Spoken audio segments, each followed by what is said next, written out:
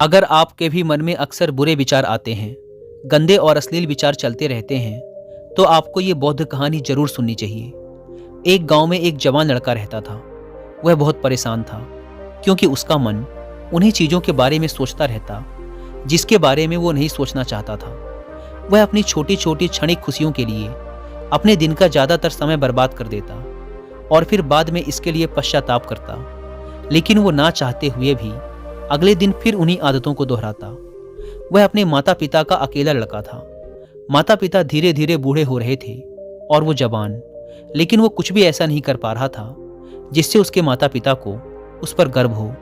वह जानता तो था कि वह अपने समय और जिंदगी के साथ गलत कर रहा है, लेकिन वो बहुत कोशिश करने के बाद भी खुद को बदल नहीं पा रहा था। वह अपनी समस्याओं के बारे में दूसरे बड़े लोगों को बताता और लोग उसे तरह तरह के सुझाव देते, लेकिन फिर भी कुछ भी बदलाव नहीं आ रहा था। अब तो उस लड़के को भी ऐसा लगने लगा था कि उसका बाकी का जीवन ऐसे ही मानसिक बोझ और बुरी आदतों के साथ बीतने वाला है। इसीलिए अब वह बहुत ही उदास और परेशान रहने लगा था। एक दिन ऐसे ही वह अपने विचारों में खोया हुआ अपने गांव के तालाब के किनारे बैठा हुआ था। तभी पीछे से उसका एक मित्र भागता हुआ आया और बड़े उत्साह से उसके कंधे पर हाथ रखकर बोला, मित्र, मुझे तुम्हारी सभी समस्याओं का समाधान मिल गया है। अपने मित्र के मुंह से यह बात सुनकर वह लड़का बहुत खुश हो जाता है और पूछता है, क्या समाधान मिला मेरी समस्याओं का? लड़के के मित्र ने कहा, ध्यान। ध्यान तुम्हारी सभी समस्याओं का समाधान है। लड़के ने कहा, यह ध्यान क्या होता है? मित्र ने कहा, कल हमारे गांव में एक बौद्ध भिक्षु भिक्षाटन के लिए आए थे। गांव के सभी लोग उन बौद्ध भिक्षु से अपनी अपनी समस्याओं का समाधान पूछ रहे थे। तो मैंने सोचा कि मैं भी तुम्हारी समस्या का समाधान पूछ ही लेता हूँ। तो मैंने उन बौद्ध भिक्षु से अपने मन को काबू में करने का तरीका पूछा। मेरा प्रश्न सुनकर उन बौद्ध भिक्षु ने ज़्यादा तो कुछ नहीं कहा, बस इतना ही कहा कि ध्यान, ध्यान जीवन की सभी समस्याओं का समाधान है। मैंने सोचा कि तुम्हें ध्यान के बारे में पता होगा, इसीलिए मैंने उन बौद्ध भिक्षु से ध्यान के विषय में ज़्यादा कुछ नहीं पूछा। अपने मित्र की बात सुनकर उस लड़के ने कहा, मुझे उन बौद्ध भिक्षु से मिलना है। वह लड़का और उसका मित्र बौद्ध भिक्षु को ढूंढने निकल पड़ते हैं। बहुत पूछताछ और खोज मशक्कत के बाद उन्हें वो बौद्ध भिक्षु बगल के एक गांव में एक पेड़ के नीचे ध्यान करते हुए मिलते हैं। वे दोनों उस बौद्ध भिक्षु के पास जाकर बैठ जाते हैं और उनकी आंखें खुलने का इंतजार करते हैं। थोड़ी देर बाद जब बौद्ध भिक्षु अपनी आंखें खोलते हैं तो वो उन्हें प्रणाम करते हैं और कहते हैं, आपने ये तो बता दिया कि ध्यान जीवन की सभी समस्याओं का समाधान है, लेकिन आपने ये नहीं बताया कि ध्यान है क्या। बौद्ध भिक्षु ने कहा, ध्यान क्या है इसको मैं शब्दों में समझा पाऊं इतनी मुझ में सामर्थ्य नहीं, लेकिन अब क्योंकि तुम लोगों ने प्रश्न किया है तो मुझे कुछ ना कुछ तो बताना ही पड़ेगा।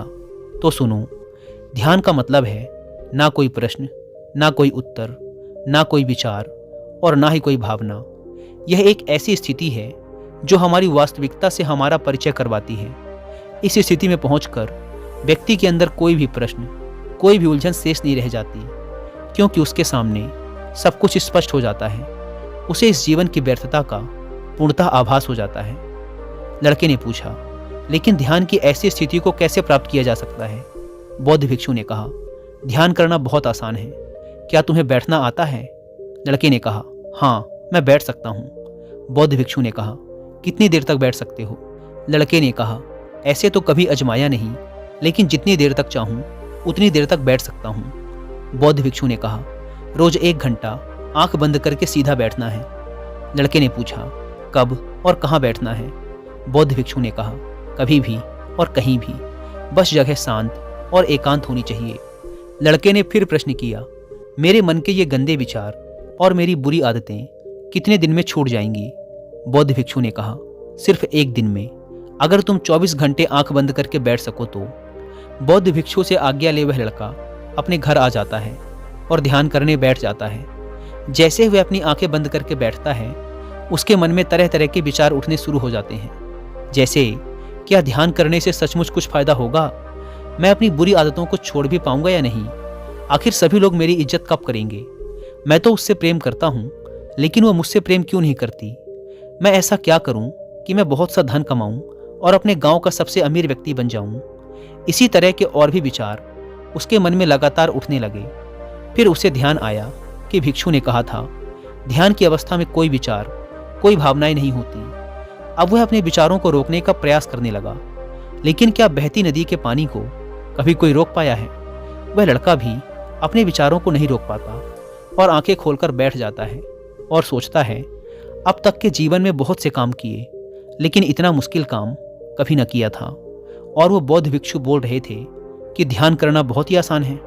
वैसे दोस्तों, अगर आप भी ध्यान या मेडिटेशन प्रैक्टिस करना चाहते हैं पर आपको पता नहीं कि उसे कैसे किया जाए, तो इसके लिए मैं आपको कुक एफएम पर एक ऑडियो बुक रिकमेंड करूंगा जिसका नाम है meditation and its practice by Swami Rama.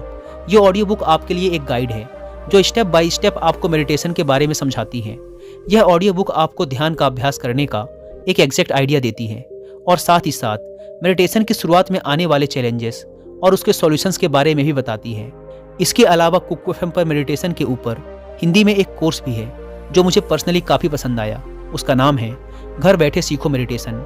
आप चाहें तो इसे भी सुन सकते हैं। यह 11 दिनों का एक well organised complete meditation course है जो डेफिनेटली आपकी बहुत हेल्प करने वाला है। इन दोनों ऑडियो बुक्स के अलावा भी कुक एफएम पर 10,000 से ज़्यादा ऑडियो शोज अवेलेबल हैं जिन्हें आप अपनी मनपसंद लैंग्वेज में सुन सकते हैं। इन ऑडियो बुक्स और कोर्सेज को सुनते समय कुक एफएम के ऐड नोट्स फीचर का यूज़ करके आप इनकी इंपॉर्टेंट बातों के नोट्स जरूर बनाएं ताकि आपको ये ऑडियो शोज बार बार न सुनने पड़ें। और अगर आप रात में सोते समय इन ऑडियो शोज को सुनते हैं तो इस ऐप के स्लीप टाइमर फीचर का यूज़ जरूर करें ताकि यदि आप सुनते सुनते सो जाएं तो ये ऑडियो शोज खुद ही बंद हो जाएं।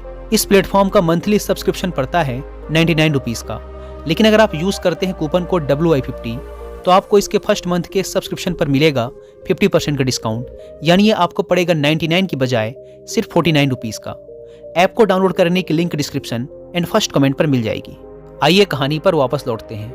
वह लड़का उन बौद्ध भिक्षु से मिलने दोबारा अपने घर से निकल पड़ता है और उनके पास पहुंचकर कहता है, आपने तो कहा था कि ध्यान करना बहुत ही आसान है, लेकिन ये तो मुझे दुनिया का सबसे मुश्किल काम लग रहा है। मेरे बहुत प्रयास करने के बाद भी मेरे मन में विचार उठने बंद ही नहीं हो रहे हैं। बौद्ध भिक्षु ने कहा, लेकिन तुमसे विचारों को रोकने के लिए किसने कहा है? लड़के ने कहा, तो फिर विचार रहित स्थिति कैसे प्राप्त होगी? आपने तो कहा था कि ध्यान में कोई विचार, कोई प्रश्न नहीं होते। बौद्ध भिक्षु ने कहा, हमारे दिमाग में हर समय बहुत से विचार जन्म लेते हैं और मरते हैं, लेकिन हमारा मन उनमें से किसी एक विचार को पकड़ लेता है और फिर उससे जुड़े विचारों के बारे में सोचता चला जाता है। इस तरीके से हमारा मन विचारों में उलझ जाता है और हम भूल जाते हैं कि हम क्या कर रहे थे। जब तुम ध्यान करने बैठोगे तो तुम्हारे दिमाग में भी बहुत से विचार उठेंगे और खत्म हो जाएंगे, लेकिन तुम्हें किसी भी विचार का चुनाव नहीं करना, बस उन्हें देखना है। तुम्हारे मन में विचार उठेंगे और खत्म हो जाएंगे। धीरे धीरे समय के साथ इन विचारों के उठने की गति कम होती चली जाएगी। बौद्ध भिक्षु के मुंह से ये सारी बातें सुनकर वह लड़का अपने घर वापस आ जाता है और दोबारा ध्यान करने के लिए बैठ जाता है। इस बार वह लड़का बौद्ध भिक्षु के बताए अनुसार अपने मन में उठ रहे विचारों को देखता है। वह कुछ देर तक तो विचारों को साक्षी भाव से देख पाता है, लेकिन फिर उसके मन में ऐसे विचार उठते हैं जिनके बारे में सोचने से वह खुद को रोक नहीं पाता और वह गहरे विचारों में खो जाता है। कुछ देर बाद उसे याद आता है कि वह तो ध्यान कर रहा था। वह दोबारा विचारों को देखने का प्रयास करता है, लेकिन इस बार उसका मन दूसरी चाल चलता है।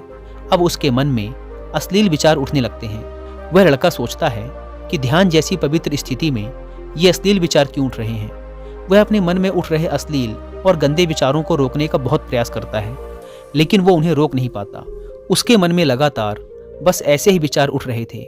बहुत देर तक प्रयास करने के बाद जब वह लड़का परेशान हो जाता है तो वह ध्यान से उठकर सीधा उन बौद्ध भिक्षु के पास पहुंचता है और कहता है, मैं जब भी अपनी आंखें बंद करके ध्यान करने के लिए बैठता हूँ तो मेरे मन में सिर्फ अश्लील और गंदे विचार ही आते हैं। बौद्ध भिक्षु ने कहा, कोई भी विचार अच्छा या बुरा नहीं होता, इसीलिए किसी भी विचार को बुरा समझकर उसे जबरदस्ती दबाने का प्रयास मत करो, क्योंकि हमारे द्वारा विचारों का विरोध ही उन्हें और भी शक्तिशाली बनाता है।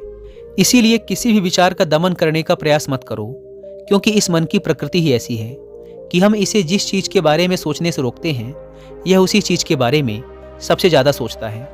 इसीलिए तुम्हारा विचारों को रोकने का प्रयास व्यर्थ है, और जिन विचारों को तुम गंदे व अश्लील विचार कह रहे हो वो विचार भी तुम्हारे जीवन का एक हिस्सा है। इंसानी जीवन को आगे बढ़ाने के लिए इन विचारों का उठना भी जरूरी है। एक बात हमेशा याद रखना कि जीवन में हम जिस भी चीज़ को अस्वीकार करते हैं हमारा मन उसी चीज में सबसे ज्यादा रस देने लगता है। इसीलिए जीवन की किसी भी सच्चाई को नजरअंदाज करने का प्रयास मत करो। हर चीज को स्वीकारो, तभी तुम उससे मुक्त हो पाओगे। लेकिन इसका मतलब यह नहीं कि तुम हर समय काम वासना के विचारों में ही डूबे रहो।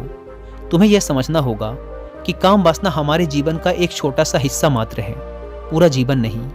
तो जीवन के इस पहलू को भी स्वीकारो और आगे बढ़ो, क्योंकि इस जीवन में इसके आगे भी बहुत कुछ जानने के लिए है। लड़के ने कहा, लेकिन हमारा मन हमारे साथ इतनी चालें क्यों चलता है? क्या हमारा मन ही हमारा शत्रु है? भिक्षु ने कहा, नहीं, मन हमारा शत्रु नहीं है। यह तो बस उन्हीं चीज़ों को अनुभव करना चाहता है जिसमें इसे आराम मिले, आनंद आए। इसीलिए जब हम कोई ऐसा काम करते हैं जिसमें शुरू में ही मन को आनंद नहीं मिलता, तो हमारा मन उस काम का विरोध करता है। बौद्ध भिक्षु ने आगे कहा, अगर तुम अपने मन से बुरे विचारों को खत्म करना चाहते हो तो अपनी आदतों को बदलो। आदतों को तुम केवल तभी बदल सकते हो जब तुम्हारा मन तुम्हारे काबू में होगा, और तुम्हारा मन तुम्हारे काबू में तभी आएगा जब तुम खुद को जानोगे, जब तुम स्वयं का अनुभव करोगे, जब तुम ध्यान का अनुभव करोगे। इतना कहकर बौद्ध भिक्षु खड़े हो गए और एक हल्की सी मुस्कान के साथ उस लड़के के सर पे अपना हाथ रख दिया। इसके बाद उन्होंने अपना भिक्षा पात्र उठाया और वहां से चले गए। वह लड़का उन बौद्ध भिक्षु को जाता हुआ देखता रहा, लेकिन अब वह बहुत खुश था, क्योंकि उसे अपनी समस्याओं का समाधान मिल चुका था ध्यान के रूप में। वह समझ गया था कि उसे हर रोज ध्यान के लिए बैठना है और उसे अपने आते जाते विचारों को देखना है, लेकिन किसी भी विचार को पकड़ना नहीं है। समय के साथ वो विचार खुद ही गायब होते चले जाएंगे। साथ ही वो ये भी समझ गया था कि कोई भी विचार अच्छा या बुरा नहीं होता, विचार सिर्फ एक विचार होता है। इसीलिए विचारों का विरोध करना भी व्यर्थ है। दोस्तों, मुझे उम्मीद है कि आपको इस वीडियो से बहुत कुछ सीखने को मिला होगा। और जाने से पहले एक बार फिर याद दिला दूं कि कुकू FM पर meditation and its practice by Swami Rama audio book को और मेडिटेशन पर हिंदी में कोर्स जिसका नाम है घर बैठे सीखो मेडिटेशन को सुनना ना भूलें। और मंथली सब्सक्रिप्शन पर 50% डिस्काउंट के लिए आप WI50 कूपन कोड का इस्तेमाल जरूर करें। धन्यवाद।